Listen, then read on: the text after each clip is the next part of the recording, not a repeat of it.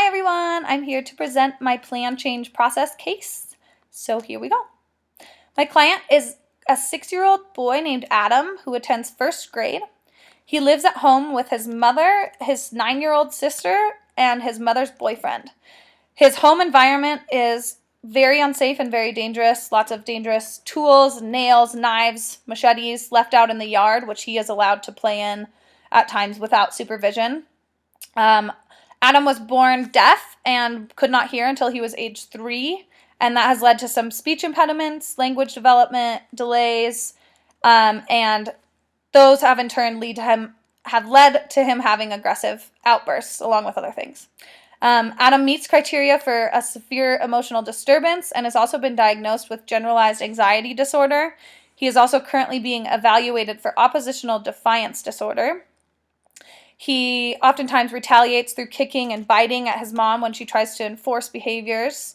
He's struggling at school and has been placed in the special education classroom, even though cognitively he is able to be up to par with the regular students, but he's causing so much disruption in class that he had to be put in another classroom.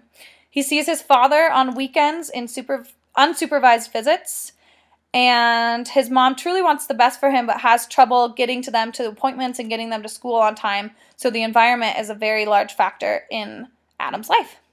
So on to the plan change process. Phase 1 is engagement, and I focused on the strengths perspective in order to give attention to Adam's strengths so that he can identify some positives in his life and not feel like everything in his life is negative. I also utilized the person and environment perspective to focus on what Adam experiences on a daily basis so that I could further our dialogue and I could learn more about him and what he experiences, what he wants help with, what he struggles with. Moving on to phase 2 was assessment. The first major theory that I used was the medical theory of human development, because Adam was born deaf and because of his speech impediment, and that those may be leading to some of his outbursts. Secondly, I used Maslow's hierarchy of need theory. Adam doesn't always have the food and the clothes and the loving attention that he needs, and some of those more primary things that should have happened earlier in his life didn't happen. So the hierarchy of need theory, there's those things that need to be accomplished and taken care of before he's able to move on with our process here. The family systems theory is another very large theory that really explains this situation well. Mom and dad's behaviors and their tendencies and actions impact Adam and his sister severely. Behavioral theory of human development. Adam has continual behavioral issues and aggression, which may be due to inconsistent consequences and boundaries between his mom and his dad, and between day-to-day experiences with mom or dad. There's just a lot of inconsistency there. The Erikson theory of psychosocial development was used to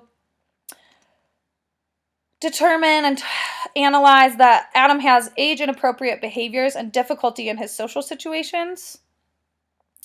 Some of the strengths that I've identified using these theories and using the assessment stage was that Adam is extremely friendly and healthy, and he really has a desire to help. He just can get scared easily. His mom also has a desire to help, but is having trouble making excuses and not getting her kids where they need to be on time. So some of the problems include what I just said, the mom not getting the kids where they need to be. They have severe financial limitations. Adam has limited coping skills for his anxiety and his environmental circumstances, and he's continually getting in trouble at school. For the intervention, I focused primarily on a couple different theories. The crisis intervention theory was used, a crisis intervention model was used that to discuss that the FSA, who is me, and the care manager perform in and out of home services for Adam to practice using his strengths in stressful environments, which would be home mostly, and sometimes in crowds and larger areas with a lot of people. The client-centered model was used because Adam and Shannon the client-centered model was used in the fact that Adam and his mom met with the youth care manager to identify a treatment plan and to come up with goals. And then Adam and his mother also met with me, the FSA, to determine some specific objectives in order to meet those goals. Empowerment models used to help Adam gain confidence in school and at home through recognizing his strengths and abilities by doing different activities and tasks with me out in the environment, in his world, different areas that he's at, whether that's at home or school, or after school on the playground, things like that. Strategic family therapy. Adam's mom and dad need to learn boundaries to set for Adam and Sarah, and Adam needs to learn to follow the rules without having outbursts and to be kind and gentle with his parent and sisters. So the goals that we set up were, number 1, to feel confident and calm 90% of the time. Objective A is that Adam will identify helpful skills using the ABCs of behavior. Objective B, Adam will role play with his therapist and practice his coping skills that he's learned. And objective C, Adam will talk with his teacher before school every day in order to prepare him for the daily activities. I'm hoping that this could help him feel more calm when he knows what to expect at school. Objective D is that Adam will practice putting himself in new social settings with the accompaniment of me so that he's not all alone and he can have someone to get direction from. Objective E is that Adam will practice using his coping skills on his own to stay calm when he does not have me or his YCM or mom around.